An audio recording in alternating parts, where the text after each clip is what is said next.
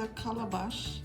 It's a nice young baby calabash, looking very fresh and young. The stem needs to be always, if you can, possibly green. If you look around here, I had this sitting in the fridge for a few days, so it's browned up. And the young ones are tastier than the older ones. You'll find that when you slice them, there'll be less seeds, and they're sweeter than the older ones. So if I do find seeds, a good thing is to try and throw them in your garden, or if you are in a cold country like I am, then you may want to plant them in the summer, start them indoors in January or February, and put them out in May. And so I'm going to slice this and show you how to clean it. I'm going to remove the ends. So that's what it looks like inside. It's white fleshed. And on this side, let's see if I can try and use my left hand so you can see. So I'll remove the ends, and then I'll slice it in half and show you the inside. This one, although it's young, it does have a lot of seeds in it, and as I said, I'll see what seeds I can salvage for the garden.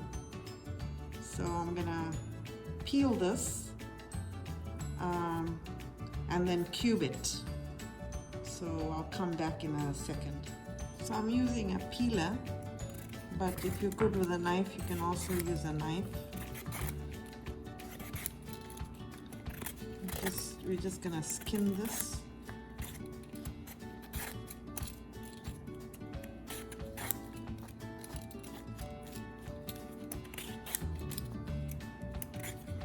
The older ones will have a tougher skin.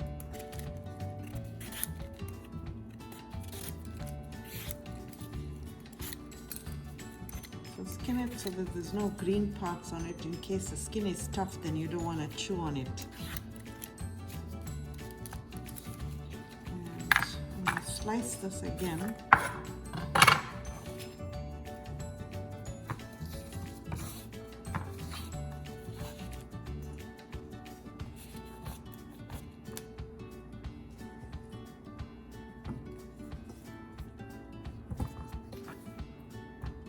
Slice it in the center, and then remove the center with the seeds.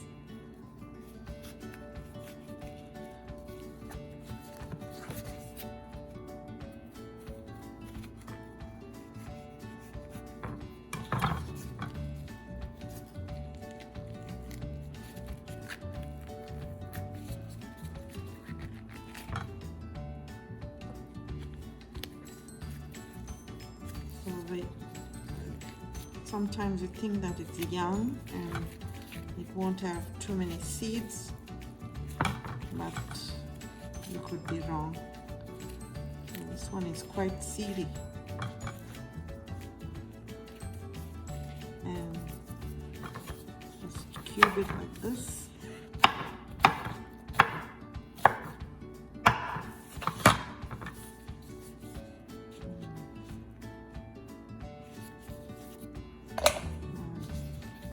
Be back.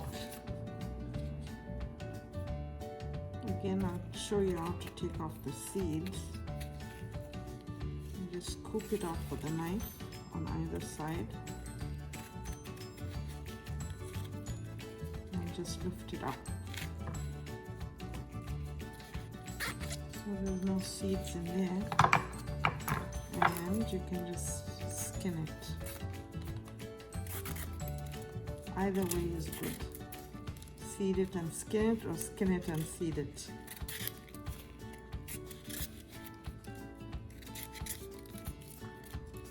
Okay. So rinse this a couple times in water, and to be ready for the pot. So I just wanted to show you the bulb sizes of our Canadian organic garlic that I buy from the farmers locally, and it's what the quality that we can get local produce, which we try and encourage. So garlic is being widely grown in and around this area right now.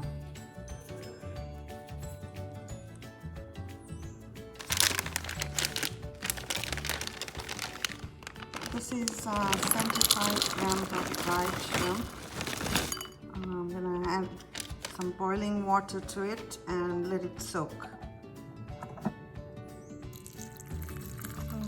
Boiling water, let the shrimp soak, and just stir it every once in a while so the sand comes out. You can clean it if you want. These are cleaned already with the legs and stuff taken out, and it's deveined, so I'm going to use it as is. Opposed to straining, because the sand will be under here. I'll show you after I take the shrimp out. I'll let you see what's under the shrimp here in the water and how much of sand there may be in these dried shrimp. So the shrimp is ready to go into the pot right now. It's been cleaned and washed. Bottom of it. So you need to, you can see this fine sand. So you don't want to strain it. Just pick them up with your hand and put it in a separate container. Here's a list of ingredients: cubed calabash, diced, extra virgin olive oil, cold pressed, red chillies, shrimp, dried shrimp, dhall seeds,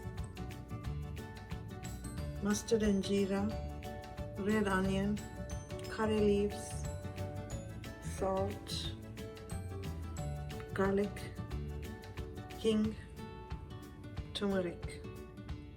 Just pouring some olive oil in, just to coat the bottom of the pan.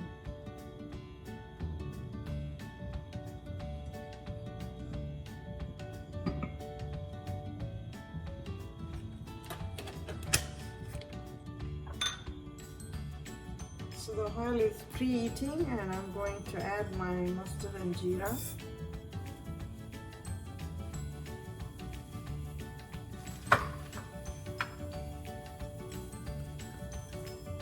And curry leaves.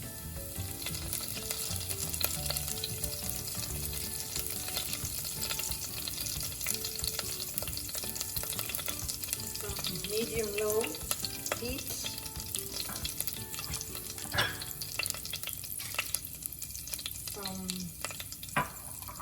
Dried chilies, you can break it up or use it as whole. I'm breaking it up.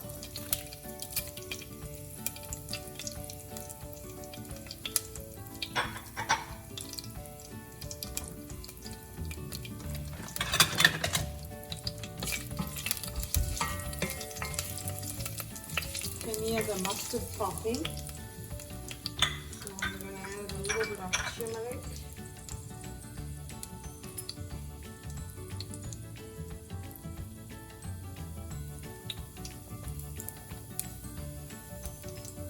Garlic,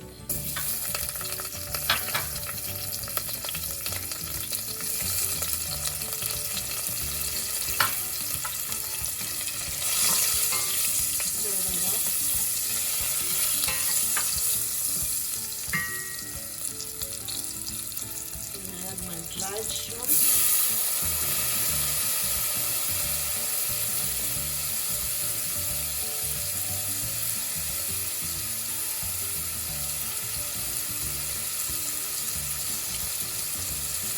Stir it.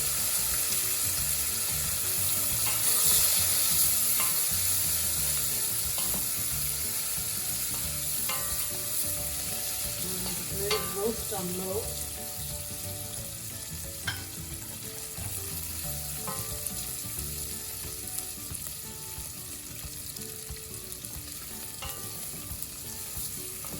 this brings the flavor out. And once it's turned either pinkish or a little brownish, then it's ready to add the next ingredient. I'm using organic garlic, and I freeze my garlic, buy enough in the fall, and I freeze it so I have enough for winter, and this lasts me a while. So it's like fresh garlic. It's turned white already.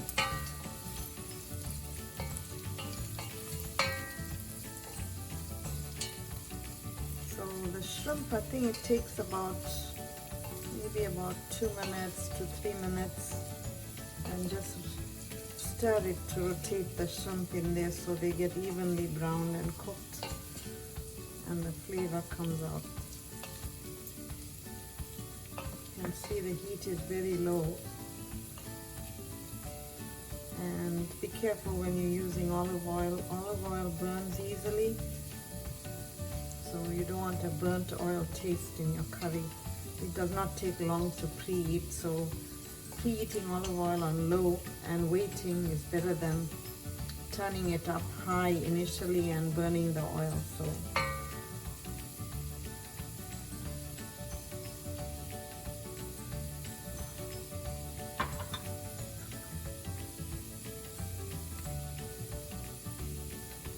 I'm going to add some hing,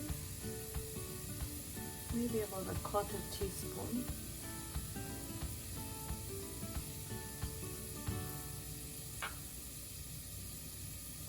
Give it a stir.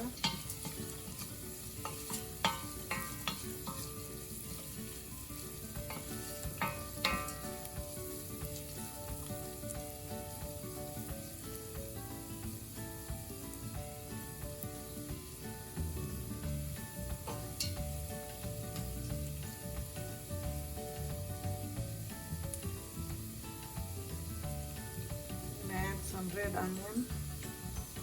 Using the regular Spanish white onions is good. I just have these that I need to use up. But also this is a sweeter kind of onion, and it adds like a little sweetness to the vegetable. So this is about 1 onion, and I like adding extra onion. So I'm gonna add like 1 medium onion.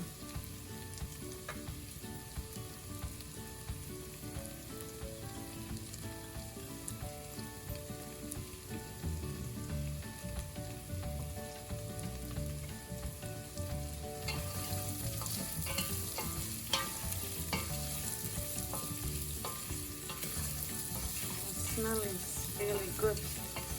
Aroma. To some people, dried shrimp stinks.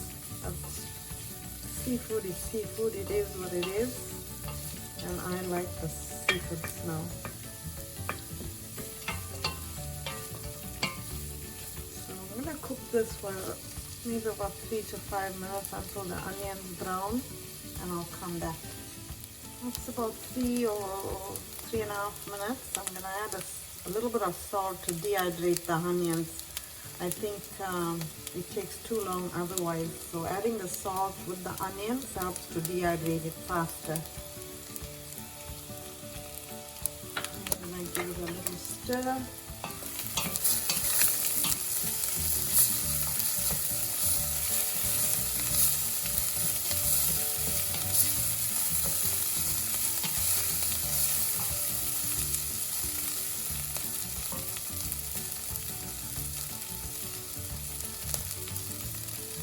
I'm going to add the calabash.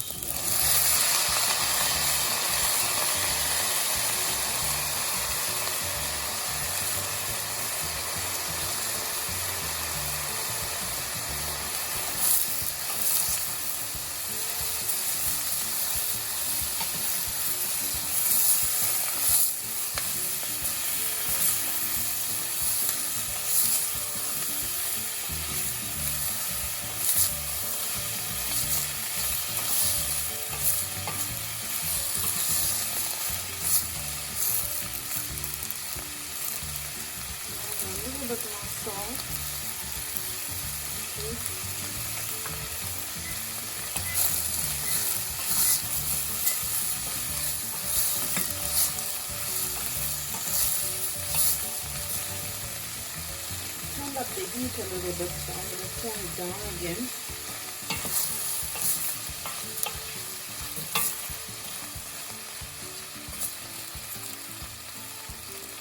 And let that simmer with the lid covered for a few minutes. I'm going to add some water just to let it simmer.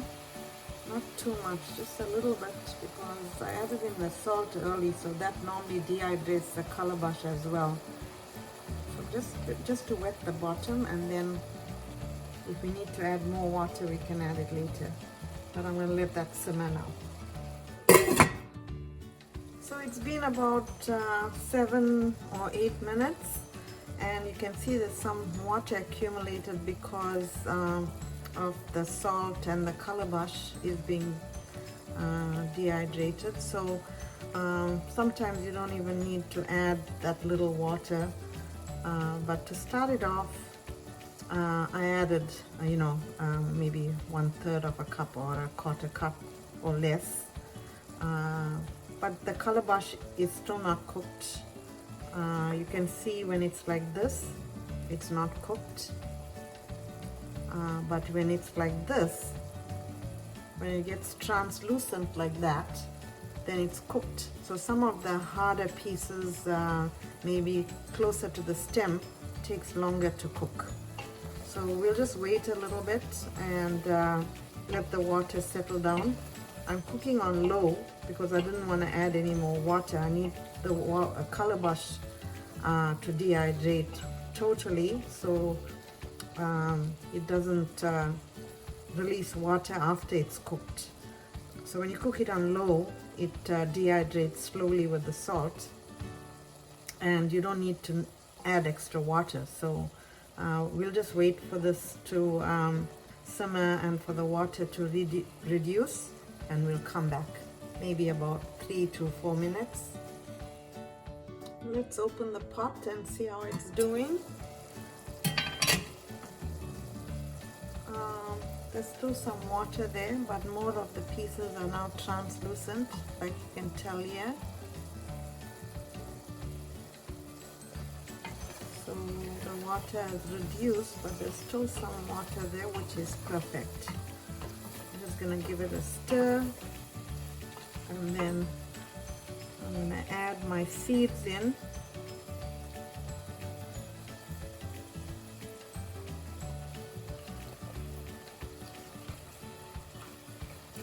This is dhall, they call it velour dhall, and it is the seeds of the serm,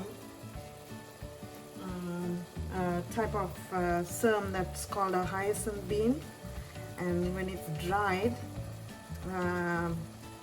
when the serm gets overgrown, they dry it. They remove the seeds and dry the seeds, and it's sold in our Indian stores. So it's available as just the seeds. So I normally boil it and drain it when it's maybe 2/3 to 3/4 cooked, and I save it to add in curries like this. And you can even cook it with a plain potato curry. It's really tasty. Now if this is unavailable, you can use a few gadra beans, double beans, or which is totally unavailable here. We don't get that at all here, unless you plant your own, of course, and the growing season is very short to plant that here, so you may not get anything. But failing that, you can also have like a can of butter beans from the store. When I say butter beans, it's not the big like broad beans. You get little white beans like this. They're just white, but they're about the same size, and they're really tasty. So you can try that if you don't find this ingredient. And I'm gonna let this sit for another 5 minutes on low heat, and then I'll come back just so that the dhall can just cook a little bit, and And this is almost done. You can see that the calabash now is translucent. Most of the pieces are cooked, so it's doesn't need to cook any more than that. So just a few of the pieces, you can see it's bi-colored still, so it's not totally done. So the few minutes will allow those little pieces to get cooked fully. So, and there's enough water there, so in that moisture you can let it cook, and the beans will get slightly incorporated and properly cooked. So another 5 minutes, I guess, and see you in 5 minutes. 5 minutes are up, so let's check on it.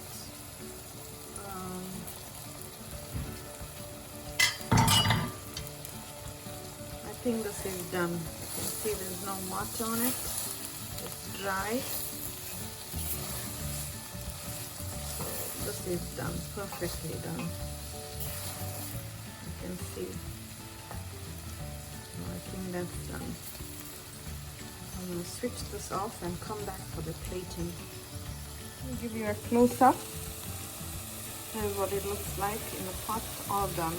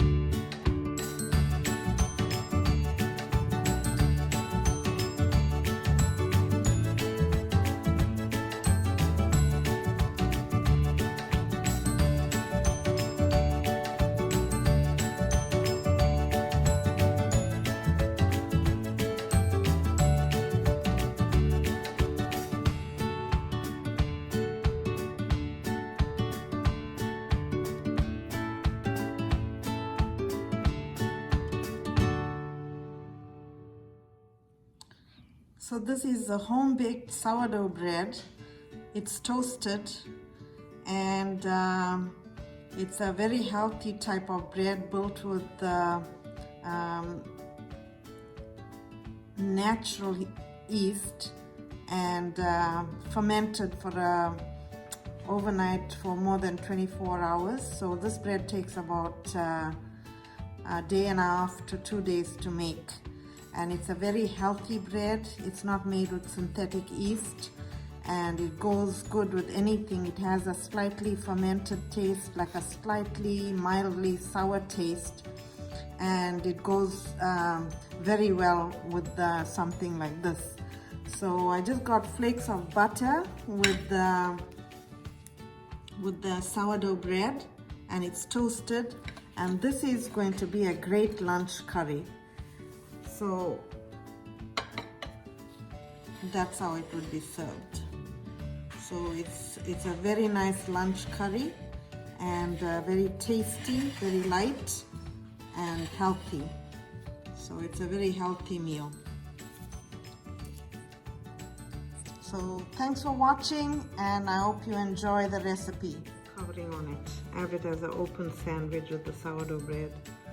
And sourdough bread, authentic sourdough bread, is not bought, it has to be made. So this is gonna be a really tasty treat.